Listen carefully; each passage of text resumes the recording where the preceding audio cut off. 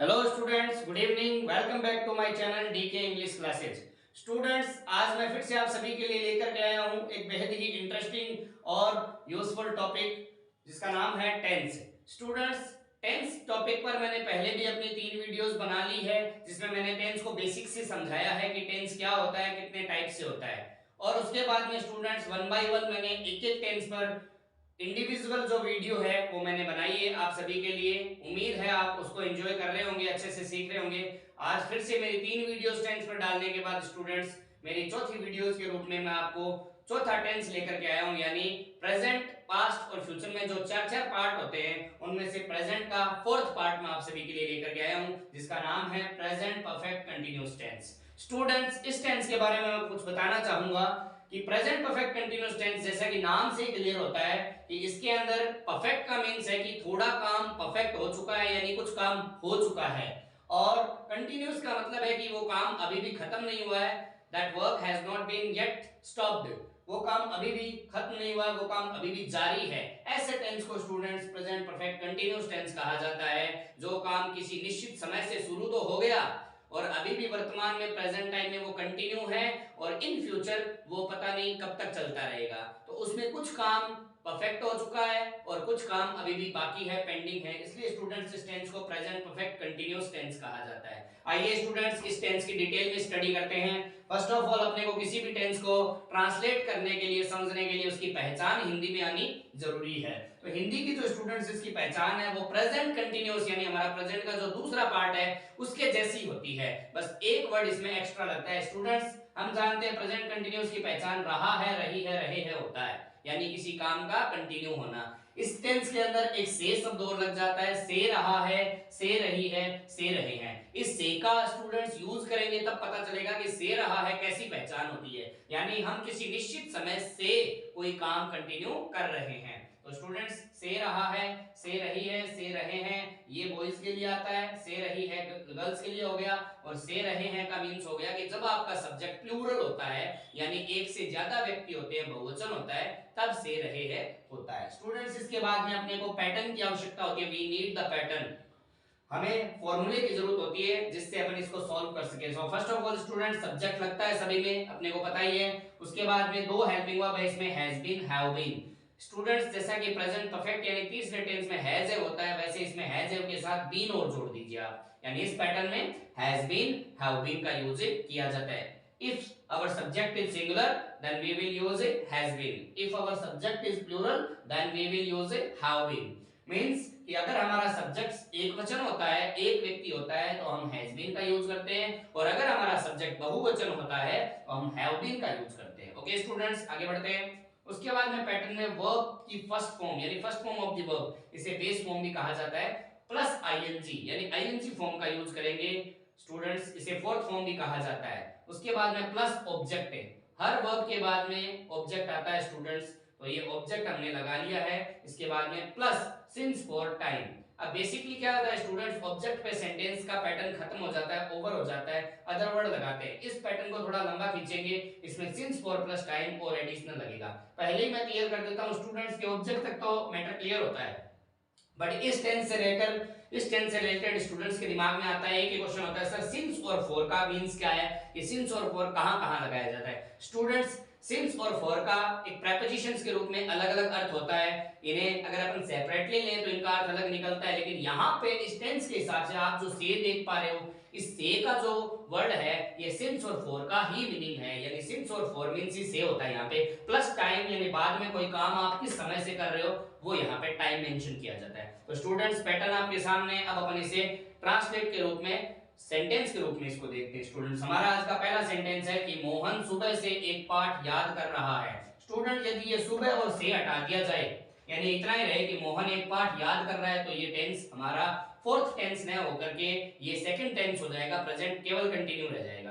But इसमें सुबह से जोड़ते ही, समय प्लस से जोड़ते ही ये टेंस सेकंड न होकर के फोर्थ टेंस हो गया, प्रेजेंट परफेक्ट कंटीन्यूअस टेंस हो गया स्टूडेंट्स। तो इसका पैटर्न भी चेंज हो गया। तो स्टूडेंट्स, इसका आंसर लिखा हुआ है, मोहन हमारा सब्जेक्ट है, according to the pattern Mohan लगा दिया। अब हमें पता है कि मोहन जो होता है वो सिंगुलर है, प्लूरल नहीं है, क्योंकि ये एक नाम है, इसलिए हम बेसिकली हैज बीन का ही यूज करेंगे। यदि मोहन की जगह मोहन एंड सोहन दो होते, या हम यहाँ कोई और प्लूरल प्रोनाउन यूज करते, तो हम हैज बीन की जगह हैव बीन यूज करते। So students, Mohan has been तक का काम पूरा हो गया, इन दोनों में से एक हमने ले लिया है। अब पैटर्न वाइज काम करेंगे। वर्ब की फर्स्ट फॉर्म। वर्ब स्टूडेंट इसमें क्या है? किसी भी सेंटेंस में वर्ब का मतलब होता है उस सेंटेंस में किया जाने वाला कार्य, उस सेंटेंस में होने वाला एक्शन। तो एक्शन यानी कार्य यहाँ पे याद करने का हो रहा है स्टूडेंट्स। याद करने को इंग्लिश में लर्न कहा जाता है। लर्न के दो अर्थ होते हैं स्टूडेंट्स, याद करना भी होता है, सीखना होता है, यानी नॉलेज को ग्रैब करना होता है। तो लर्निंग आ गया है, आईएनजी इसलिए आया क्योंकि पैटर्न में आईएनजी है। कंटीन्यूअस टेंस का मतलब ही आईएनजी टेंस होता है। So Mohan has been learning, Mohan याद कर रहा है। अब हमारा स्टूडेंट्स क्वेश्चन में ऑब्जेक्ट दिया हुआ है पैटर्न में, तो ऑब्जेक्ट का मतलब होता है कि हिंदी में जो ऑब्जेक्ट होता है, बेसिकली मैं बताया करता हूं कि वर्ब से पहले वाला जो वर्ड होता है वो ऑब्जेक्ट होता है, और इंग्लिश में वर्ब के बाद में ऑब्जेक्ट रखा जाता है। ग्रामेटिकल तरीके से ऑब्जेक्ट को फाइंड आउट करने का अपना एक तरीका होता है कि जब कभी भी कोई एक्शन हो रही होती है, उस एक्शन के ऊपर आप व्हाट का क्वेश्चन कीजिए, यानी क्या हो रहा है, क्या कर रहे हो, तो आपका ऑब्जेक्ट निकल करके आ जाएगा। जैसे मोहन हैज बीन लर्निंग का मींस है कि मोहन याद कर रहा है। अब आप व्हाट का क्वेश्चन कीजिए कि मोहन क्या याद कर रहा है, तो आपका आंसर आता है एक पाठ, तो वो आपका ऑब्जेक्ट हो जाता है। तो a lesson, Mohan has been learning a lesson, हम ऑब्जेक्ट तक पहुंच चुके हैं स्टूडेंट्स। मोहन एक पाठ याद कर रहा है। अब हमारे सामने है सिंस फॉर। इन दोनों में से कौन सा लाना है ये मैं आपको बताना चाहूंगा स्टूडेंट्स। सिंस का जो यूज है वो पॉइंट ऑफ द टाइम के लिए किया जाता है, और फॉर का यूज है वो पीरियड ऑफ द टाइम के लिए किया जाता है। स्टूडेंट्स, कई बार students point of the time और पीरियड ऑफ द टाइम समझ नहीं पाते हैं, तो इसके लिए एक सिंपल मेथड है कि जब कभी भी आपका ऐसा कोई टाइम होता है जिसको आप काउंट नहीं कर सकते, जो फिक्स होता है, उसके लिए सिंस का यूज किया जाता है। और फॉर का मींस है कि जब कभी भी किसी काम के अंदर, किसी टाइमिंग के अंदर डिजिट आते हैं, नंबर्स आते हैं, यानी कोई काम कितने घंटे से कितने दिनों से, यानी संख्या आती है, तो उसमें आप फॉर लगा दीजिए। ये एक इजी तरीका है इसको समझने का कि फॉर कहां लगाएं और सिंस कहां लगाएं। देखिए यहाँ पे स्टूडेंट्स, देखिए सुबह से है, तो सुबह एक फिक्स पॉइंट हो गया, यानी सुबह को काउंट नहीं कर सकते, इसलिए यहाँ पे हम सिंस का यूज करेंगे। इसलिए सुबह, शाम, महीनों का नाम, इन सब में स्टूडेंट से सिंस का यूज किया जाता है। इसको ज्यादा अच्छे से समझाने के लिए मैं सिंस और फॉर के यूज पर अपनी एक नई वीडियो बनाऊंगा। अभी के लिए स्टूडेंट्स, सिंस आता है फिक्स टाइम के लिए, तो सुबह सिंस है, सुबह फिक्स है, इसलिए मैंने यहाँ सिंस लगा दिया है, सिंस। उसके बाद में टाइम, यहाँ पे स्टूडेंट्स मॉर्निंग है, इसलिए मैंने सिंस मॉर्निंग कह दिया है। तो ये हमारा पूरा सेंटेंस बन चुका है। Mohan has been learning a lesson since morning. Mohan सुबह से एक पाठ याद कर रहा है। We have followed the pattern, हमने यहाँ पे पैटर्न को फॉलो कर लिया है। My second example is there students before you. Second example आपके सामने है। इसमें मैंने सेकंड एग्जांपल में प्लूरल सब्जेक्ट को लिया है, ताकि आपके अच्छे से समझ में आ जाए कि प्लूरल में कौन सा किस हिसाब से यूज होता है और सिंगुलर में किस हिसाब से होता है। तो स्टूडेंट्स, इस बार सब्जेक्ट मोहन ने होकर हमारा वे सब्जेक्ट है।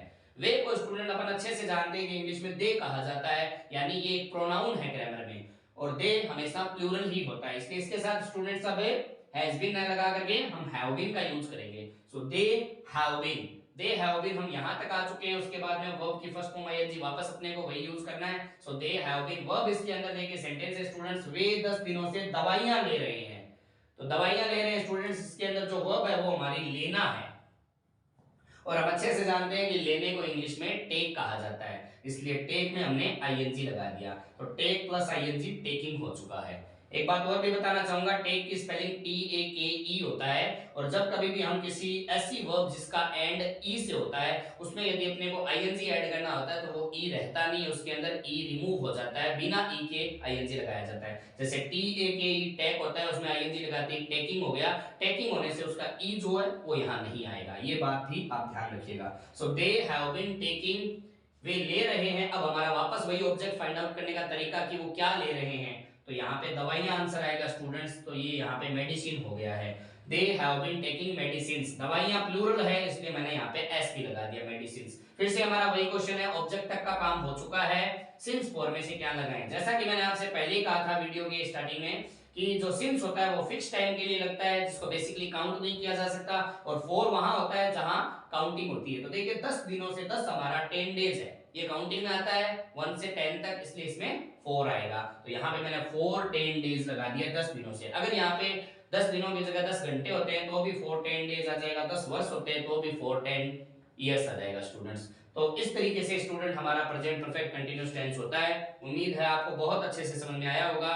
पैटर्न को फॉलो कीजिएगा, इसकी हिंदी की जो पहचान है उसको लर्न कीजिएगा, इस पे बार बार प्रैक्टिस कीजिएगा, जिससे कि हमें इजीली ये टेंस समझ में आ जाएगा। इस टेंस का मोटिव यही होता है कि कोई काम किसी निश्चित पॉइंट से शुरू होता है, प्रेजेंट में वो सेंटेंस या वो काम जो होता है, एक्शन होता है, वो चल रहा होता है और इन फ्यूचर वो कभी भी एंड हो सकता है, एट प्रेजेंट वो भी चल रहा है। तो ऐसे टेंस को students present perfect tense, present perfect continuous tense कहा जाता है। तो ये मैंने अपने सिंगुलर और प्लूरल सब्जेक्ट लेकर के दोनों एग्जांपल से अच्छे से मैंने समझाने की कोशिश की है। उम्मीद है जब आप ये वीडियो देखेंगे, इसे अच्छे से समझेंगे फ्री टाइम में, तो आपको बहुत अच्छे से समझ में आ जाएगा।